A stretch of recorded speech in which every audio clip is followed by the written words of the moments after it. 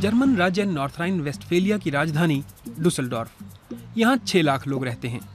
शहर प्रदर्शनियों और फैशन के लिए मशहूर है। यहाँ की चर्चित सड़क क्योनिग्सआले पर सबसे मशहूर फैशन ब्रांड्स भी हैं। डुसलडॉर्फ निवासी यहाँ ऐसे घूमते हैं जैसे रैंप पर चल रहे हों। खासकर क्रिसमस में तो यहाँ खरीदारों की भीड़ देखने लायक होती है। मैं तफरीह के लिए कई बार जाती हूँ। भले ही कुछ खरीदूं ना खरीदूं, लेकिन उस जगह का मजा मैं जरूर लेती हूँ। यहाँ सब टिप टॉप है। ये डुसलडॉर्फ की देखने लायक जगह है।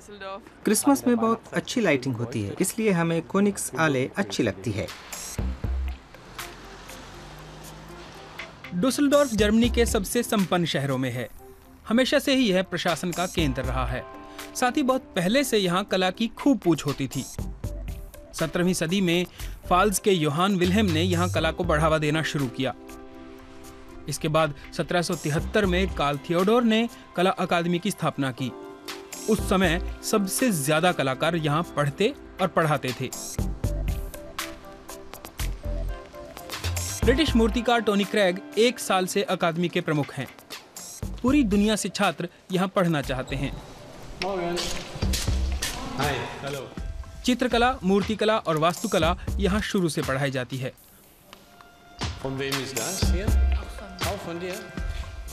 और काफी समय से आधुनिक तकनीक और आधुनिक कला के लिए इस अकादमी ने अपने दरवाजे खोले हुए हैं।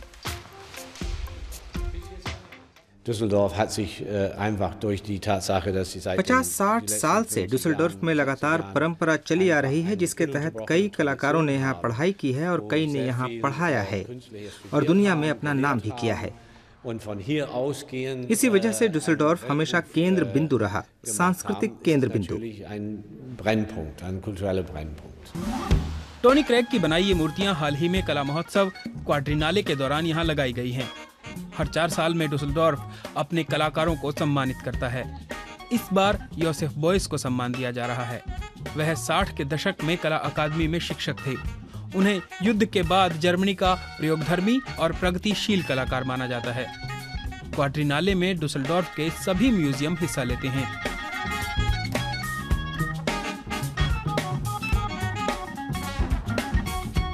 K21 एक समय में डुसलडॉर्फ की विधानसभा थी। अब ये आधुनिक कला का म्यूजियम है।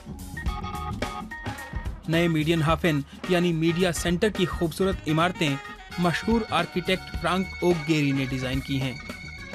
हालांकि ये इमारतें डुसलडॉर्फ में लोगों के लिए बहस का मुद्दा भी हैं। हर वास्तुकला बहस का विषय है। जिसके बारे में चर्चा नहीं होती वो चूसी हुई टॉफी जैसी है, जिसमें किसी की रुचि नहीं। नए आर्किटेक्चर पर बहस होनी चाहिए। मीडियनहाफेन की खासियत ही है कि वहाँ अलग अलग तरह की इमारतें एक साथ हैं और सब अपने आप में खास, लेकिन फिर भी पसंद नहीं किया जाना, यही हाफेन में खास है।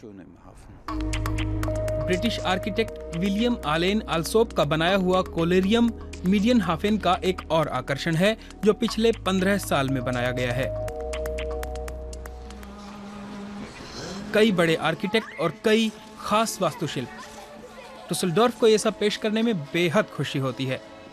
क्रिसमस मार्केट में भी शहर के मशहूर कलाकारों को दिखाया जाता है, भले ही वो बारबेक्यू के ग्रिल के सामने ही क्यों ना हो। यहाँ सिर्फ आराम होना चाहिए।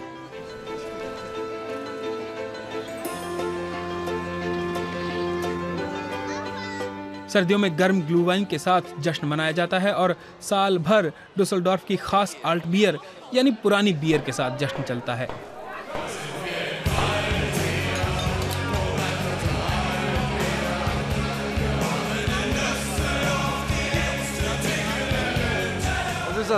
यह डुसलडॉर्फ का मुख्य आहार है।